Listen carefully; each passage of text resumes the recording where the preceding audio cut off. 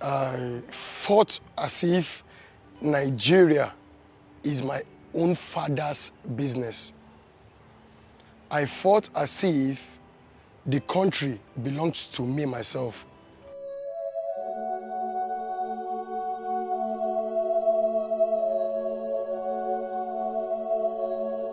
Then the military police intelligence that detained me and other 12 soldiers, after some times, he brought a form, like statement form, for me to fill. So when the military police intelligence left me in the interrogation room, before he came back, I had already drafted like half of my statement, still about this weapon issue that I've been requesting and all those things. When he came and saw the statement, the next thing he did was he carried baton and started hitting my head with baton under duress that I must put refusal of order in my statement. I said to him, "Sir, please stop hitting me." I said, "Stop hitting me. Why are you hitting me?" Before you knew it, I got bruises on my head. I said, "Oh God, no, they hit me." I wept bitterly. Before he knew it, he noticed that I stood on my statement about this weapon issue. What did he do? He had to let me go. I wrote what actually happened about the weapon issue, and then I left.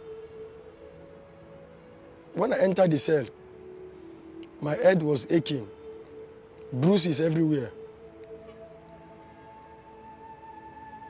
God, everywhere bruises, inside detention.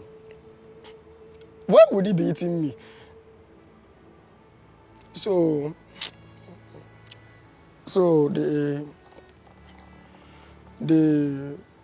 my other colleagues too, the same weapon issue. Everybody weapon. From there was when I was transferred. I was transferred by the order of the Chief of Army Staff.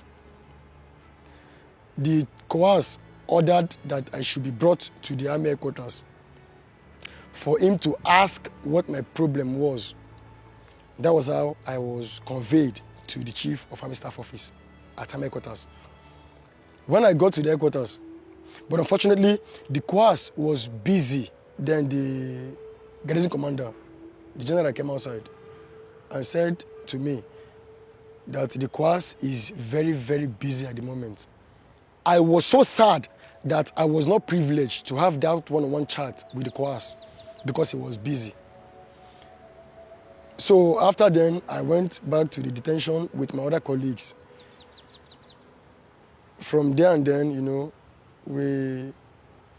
they served us paper for court martial, and then asked if we had a lawyer. That was when San Femi Falana came in and stood for us to defend us at the court martial. So in the court martial, as the court martial as it unfolded, they read the first count charge was conspiracy to commit mutiny. That was the refusal of order, and then mutiny. That charge was so heavy. That charge was nowhere near the request for weapons. So after everything, after the whole court and everything, when the judgment was to come, the court president already said he was going to do justice, so we can go back to Maiduguri and continue the fight against terrorism. A call came from nowhere. When the call came from nowhere, the court president picked the call, and then eventually he changed his voice, he changed his mood.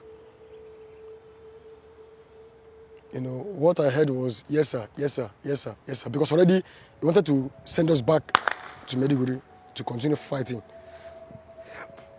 That was how death sentence was pronounced on me and my colleagues. When the judgment was pronounced, on that night, it was a terrible night. A night of pain, a night of sorrow, a night of grief. Death sentence on soldiers combating terrorists. Why? I wept bitterly on that night. The news got to my mom that I was sentenced to death. My mom, I was expecting her to cry. My mom didn't cry.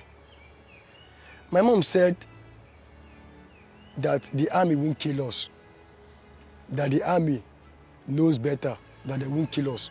On the 17th of December 2014 was when the death sentence was pronounced.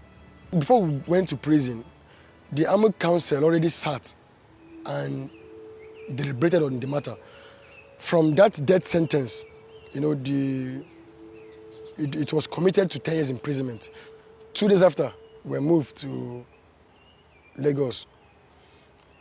When we got to Lagos, we were locked up in an underground cell.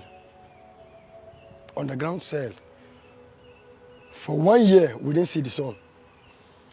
Me, myself, I just used to see if I can be peeping outside to be seeing the sky. Because the sky gives courage. The sky gives hope. Look at the sky, you will get hope. If you're in detention, just look at the sky, there will be hope. 1 year, I didn't see outside in an underground cell. Even as at now, like this, as it is now, I need a therapist because I just left the prison yesterday. I left the prison yesterday on the 17th of August. Up till now, I have not gotten a place to stay. I just had to look for a church, close to me, close to prisons. I'd have to look for a church that I can pass the night. Up till now, I don't even know where I'm going to. I don't even have a place to stay. I'm helpless, completely helpless. 7 years and 13 days is not 7 months. It's not 7 weeks. It is 7 years and 13 days, complete. But I'm still appealing. I'm still appealing to Mr. President. Please. And I'm appealing to the senators. And I'm also appealing to Nigerian Army. Please. I need my pardon letter signed. Mr. President Muhammadu Buhari gave a directive ever since 2015 for us to be released. I was not released though. I wasn't released. I wasn't released at all. I spent the 10 years. So, please, I need my pardon. I have fought for the country.